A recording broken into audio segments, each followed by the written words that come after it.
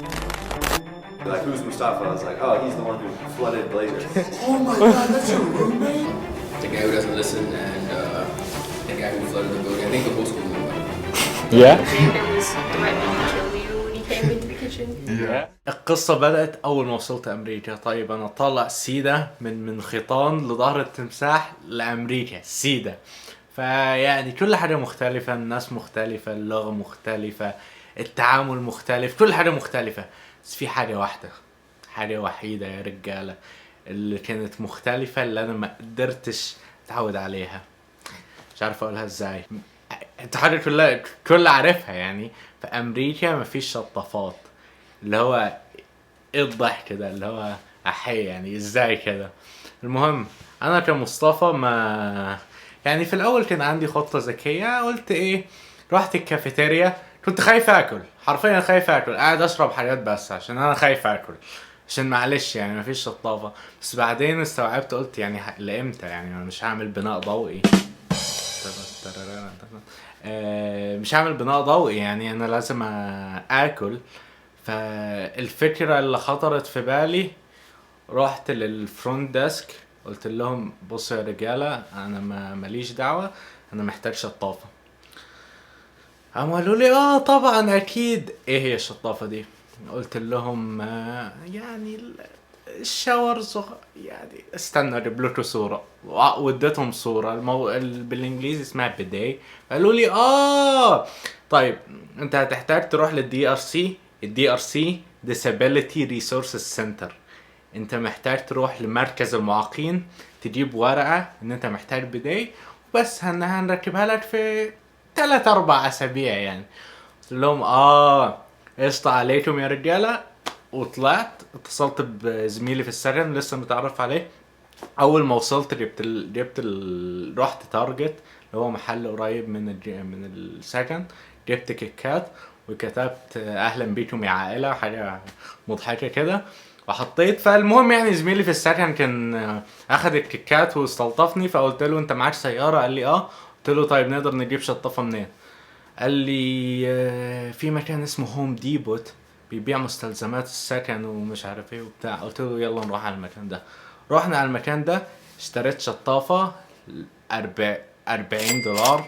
بس بعدين هتبقى كام $1000 حرق للأحداث. فعملت ايه، اخدت الشطافة وبس. كان في حفلات بقى في اول اسبوع بيبقى اسمه كي ويك، بيبقى في حفلات الناس بتتعرف على بعض وبتاع. فانا رحت يعني تعرف في السكن واتكلمت مع شابين كانوا، قلت لهم ان انا اركب بداي شطافة. قالوا لي يا جمدان استنى انا نساعدك ومش عارف ايه. راحوا جابوا اسمه ايه ده العدة وبس. رحنا نركب الشطافة بعد ما كل حاجة انتهت يعني، بعد ما الحفلة اللي احنا كنا فيها انتهت. جبنا شنطة العدة ورحنا نركب الشطافة. طيب انا مش في السكن اللي انا كنت فيه زمان فما اقدرش اوريكم، بس السكن معمول بطريقة ان انت ما تقدرش تركب حاجة يعني، ما تقدرش تركب شطافة، ما تقدرش تركب اي ماسورة بره، عشان هما مش عايزين الناس يستخدموا غسالة او يشتروا غسالة او يجيبوا غسالة. عشان عندنا في حاجة اسمها لاندري روم بتدفع فلوس، عاملة زي مش عارف اللي هي الحاجات اللي بتحط في كوين ويطلع لك بيبسي، بس ده بتدفع فلوس وتقدر تشغل غسالة يعني. استغلال بس رضا يعني. فا اللي حصل الموضوع معمول ان انا ما اقدرش اركب. فهل انا هستسلم؟ لا طبعا، انا لازم اعمل حمام يعني، مش طبيعي. فايه اللي حصل، قعدنا نحاول ساعة كاملة. بصراحة صحابي اتضايقوا يعني، قالوا يا عم انت هتقرفنا. ما قالوش يا عم انت هتقرفنا يعني، بس اللي هم يعني قالوا خلاص نبقى نشوفك بعدين مش عارف ايه. ما فضلت انا في الحمام لوحدي. وبعدين استوعبت طريقة ان انا اركب الشطافة. فيعني انا والدي معلمني شوية حاجات يعني، بعرف ازاي اركب فلتر، بعرف ازاي اركب شطافة المفروض يعني. فقفلت قفلت ماسورة المية، شديت السيفون، مفيش مية في المكان، امان يعني، مفيش فيضان هيحصل، بس يعني حرق للاحداث.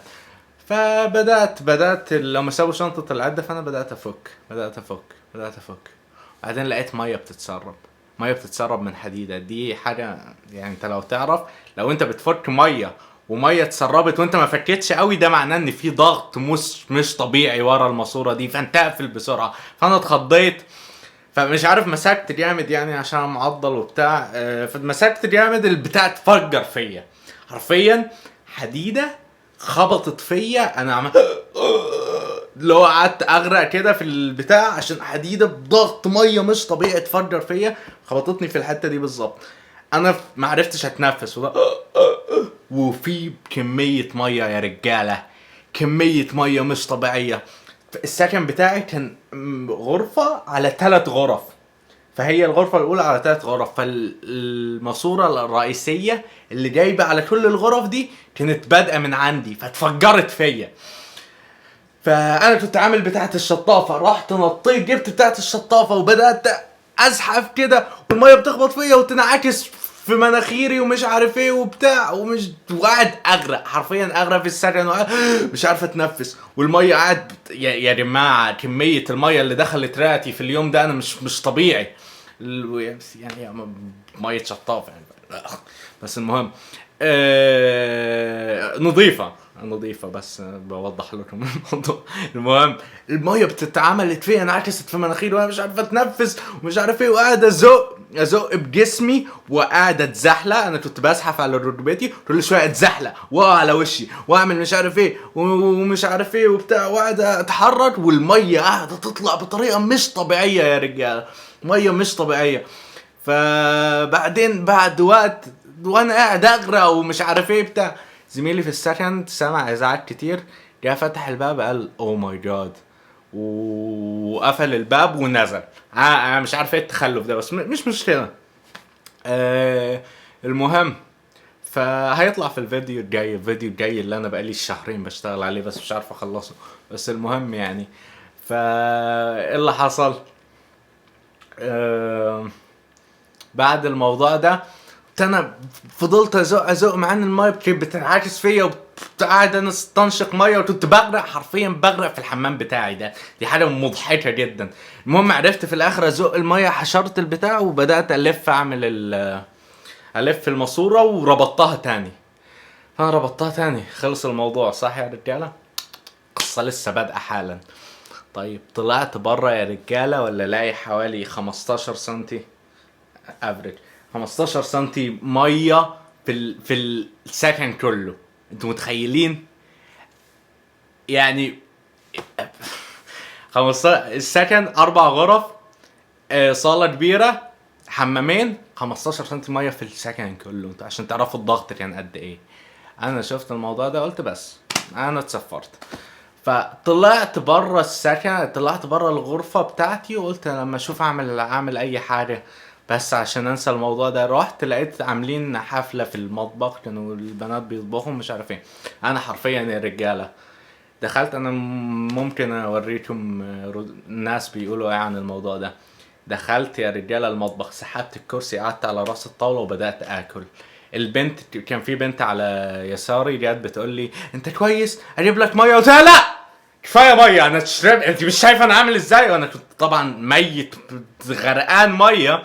قالت لي، قلت لها انت مش شايفه شكلي عامل ازاي مش عارف ايه؟ قامت خلاص ومش عارف ايه. قعدت اكل وانا قاعد اقول يا رب يا الميه دي تختفي، يا رب تتبخر اي حاجه. بعدين رجعت السكن ولا الميه فعلا قلت. فكويس قعدت على راس الكنبه، يعني انت عارفين الكنبه عامل كده، انا قعدت فوق كده وحطيت رجلي على المكان المفروض تقعد فيه عشان المكان غرقان يعني. بسم الله ساعة البحر. قعدت وبعدين لقيت بعد شويه حد بيخبط. تمام، حد بيخبط. فانا قلت هلا، ما قلتش هلا طبعا، قلت يس. قالوا لي UKPD. طيب تعرفوا يعني ايه UKPD يا رجاله؟ University of Kentucky Police Department، قسم البوليس. قلت لهم هلا، ما قلتش هلا برضه، قلت يا they were like وهم قالوا هو عادي تدخلنا؟ قلت لهم لا بستحمى. قالوا لي طيب السكن اللي تحتك اتغرق السكن اللي تحتك ما اتغرق مش عارفين ازاي، وغرفة البريد اللي تحتك برضو اتغرقت. فاحنا بس عايزين نسأل لو انت غرفتك اتغرقت ولا حاجة. قلت لا ما فيش حاجة. قالوا وانا فطست ضحك. انا لما قالوا لي الغرفة اللي تحتك انا اتفجرت ضحك، معرفش ليه اتفجرت ضحك. قعدت اضحك بطريقة هستيرية يعني. المهم قالوا لي طيب الموضوع مش انك تدخلنا. قلت لهم لا انا ملط ما ينفعش ادخلك. قالوا احنا مش بنهزر احنا هندخل. قلت لهم خلاص يا رجاله. فتحت الباب والميه اتجرفت على الممر بتاع السكن. كان في راجل بوليس واداريه في السكن. انا فاكر الاداريه دي اتصدمت صدمه، عيونها بحلقت كده وبقها واقع، اللي هو كانت حاجه مرعبه جدا. المهم في ظرف 5 دقايق يا رجاله، 5 دقايق كان في اسمه ايه ده، كان في 50 طالب في البتاع. انا هوريكم دلوقتي اجيب ردة فعل الناس عن الموضوع، ان هم يفتكروا الموضوع ده حصل من سنة، يعني من سنة ونص. فهجيب لكم ردة فعل الناس. بس اللي انا بقوله ان في ظرف 5 دقايق كان في 50 طالب ممكن اكتر حتى، انا مش فاكر، 50 طالب في السكن وانشهر الموضوع. المهم انا كنت قاعد، زميلي في السكن قال ان هو هيقتلني ومش عارف ايه كده، حوارات كده. انا كنت قاعد على جنب كده. المهم دول 2 من هم تصليحات في السكن قالوا لي انت عارف انت عملت ايه؟ انت مش عارف ده انت ده انت هتقتل الناس ده مش عارف ايه. طيب بعد يومين جالك الناس بتوع اناليتكس حللوا الموضوع. قالوا المية في مش عارف، انا ما عنديش الارقام، بس يعني اللي انا فاكره ان هم قالوا 52 ثانية انت قفلت المية في 52 ثانية. لو كنت استنيت اكتر 7 دقايق كمان والمية شغالة 7 دقايق، كان السكن، كان الغرفة اللي انت فيها الارضية خشب، كانت الارضية وقعت على اللي تحتك. يعني شايفين السرير الضخم ده كان وقع على اللي تحتك وقتله عشان اللي تحتك كان نايم. يعني انت كنت شوية وهتبقى في جريمة قتل يعني. بس المهم مش ده موضوعنا. الموضوعنا ان الناس دول قعدوا يصرخوا عليا يقولوا انت تعرف كمية الأضرار كانت $30,000 يا رجالة، $30,000. المهم قالوا لي انت عارف انت عملت ايه، وقعدوا يصرخوا فيا. فانا سكت شوية كده وقلت يعني انا هتبعت على ظهر التمساح حالا. لازم الاقي حاجة، يعني الجملة اللي انا هقولها دلوقتي هي اللي هتفرق معايا، هي اللي هتخليني يا اما اكمل دراستي هنا في امريكا يا اما هرجع من تاني يوم يا رجال. فقلت لهم، سكت كده شوية، هم قاعدين يزعقوا لي. قمت رفعت عيني بصيت لهم في عينهم زي ما بصص لك كده يا رجالة، زي ما انا بصص لك انت حبيبي المشاهد. قلت له انت عنصري ضدي عشان انا مسلم. انت فاهم، انت فاكر اني بعمل الشطافة عشان ترفيه ولا حاجة؟ انا بعمل الشطافة دي عشان انا مسلم. انا عشان اصلي لازم ابقى نظيف بالكامل. يعني انت مش عايزني اصلي، يعني انت مش عايزني امارس ديني، انت عنصري ضد المسلمين. وبدأت ازعق فيهم. فبص يا رجالة، انا كنت في مكان اسمه الانترناشنال فيليج. المكان ده كله طلاب انترناشنال، فاكتر حاجة انت مش عايز تتحصل لك في المكان ده ان يتقال عليك عنصري، وانت موظف هتترفد، ودي جامعة يعني.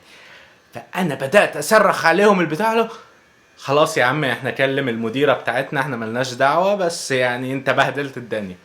قلت لهم مش مشكلة. اليوم ده خلوني اقعد مع واحد تاني، مع زميل ليا تاني في السكن، مش عارف لو هيطلع في فيديو ولا لا، بس المهم يعني عدوا. وبعدين كلمت المديرة قلت لها نفس الكلمتين دول، فطلعت من الموضوع كده زي الشعر من العجين.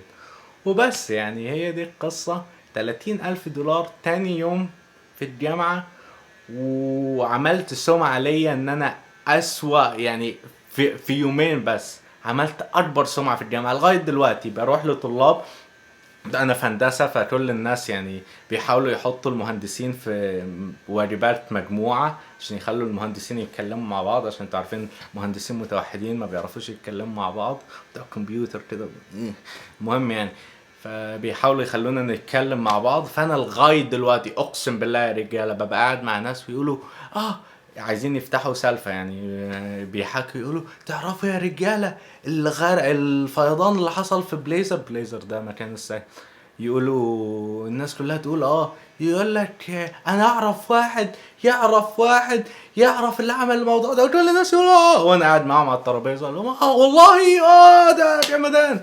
فبس يعني حرفيا في يومين عملت اسوأ سمعة في الجامعة. لغاية دلوقتي عندهم في حد وهتشوفوا دلوقتي من ردود فعل الناس، في ناس لغاية دلوقتي يسمعوا عن مصري مخرب وصل ويعني عمل سمعة ليه في يومين. المهم يعني Okay, we're on. Hey guys, my name is Dom, Mustafa's friend. No. Like you? Blazer?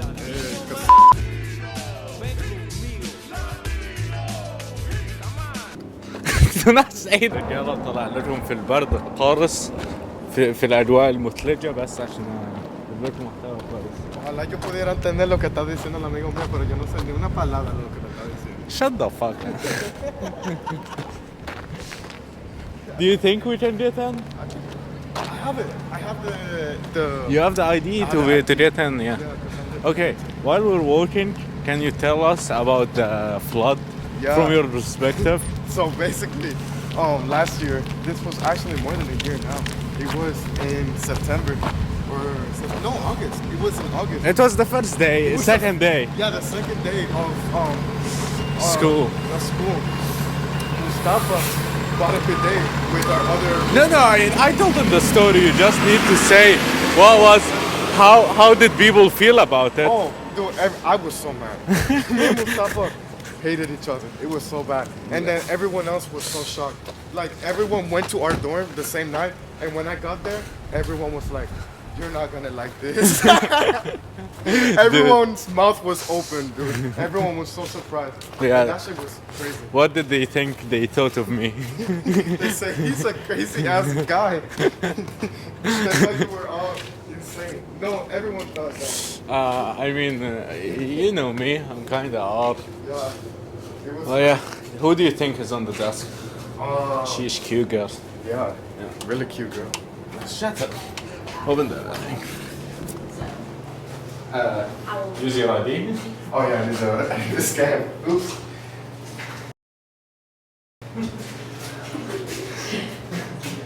I don't think it works. I have the. You have the ID to get in, yeah. Okay. Dude, you're embarrassing me in front of the wizards. Do you guys have to go in? Yeah, I'll let you. Thank you. That's cute. Mine doesn't work. Haven't you a badminton here? Yeah, but I guess you have to do that. Appreciate Hi, it. Mano. How can...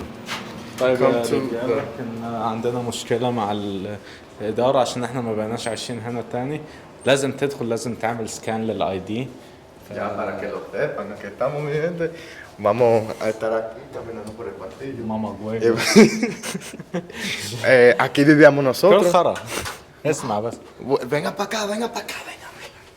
مجنون والله. ¿Quién está aquí? Nadie. No hay ni un ser en esa habitación, en la cocina que hay. اخرس. Bro, look, we used to live here. Yeah, this المكان اللي هناك ده كان هو السكن بتاعنا. What? There's 6 people. هو ده. إنما fucking dumb. Dude, we will be charged with fucking sexual assault. Are you serious? Yeah, girls live there now. But, oh Anyway. yeah. Okay. فبس يعني فأنا جاي هنا أحاول أجيب ردود فعل الناس. Did you text me? Yeah, I told him to, let's go. To come to the third floor. What the, why are there 6 people living there? It's not 6 people, it was the same names, just twice. Oh, really? Yeah. Wait. What did they say? Olivia and Faith? Stop making noises. Okay. I remember people. Let's. Oh yeah, Sophia. Shut up. Kitsy and. What's her name? Sophia. No. Kitsy and Xander, our ex roommate. Oh yeah. See, not 4 people live there.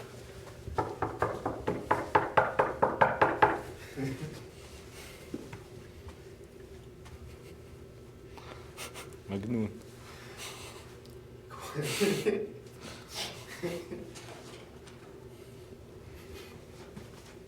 So, Hey. Yo. Holy shit! It's you! That's me. How are you? Okay. I like your haircut. Thanks. It looks good. We're you see here. this? Mustafa's. Yo. It's It legal. looks awesome, huh?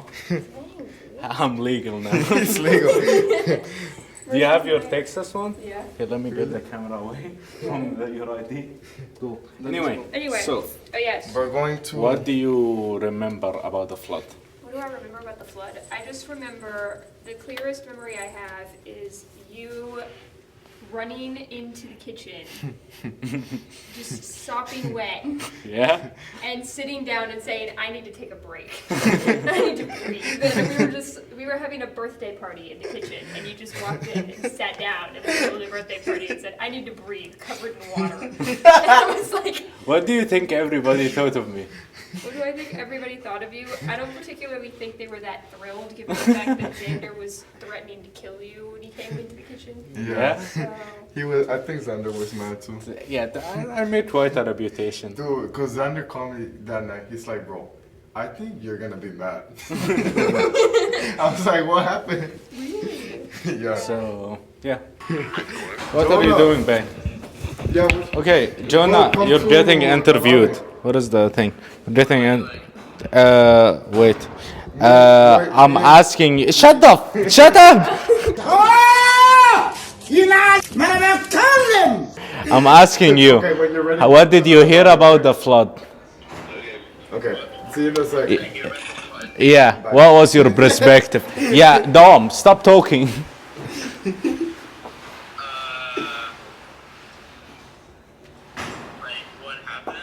No, like what was the perspective, your reaction about the flood?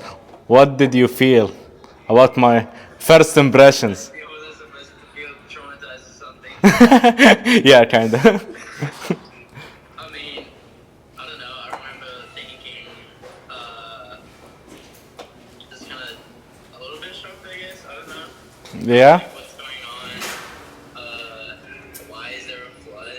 Or like, it's more like, because we knew that your day had like had it well, because we knew that you were like doing it, and then we saw that like there was a problem and that there was water all over the place, and then I don't know, it took like maybe a day, and then I found out that like it trickled down to the first floor.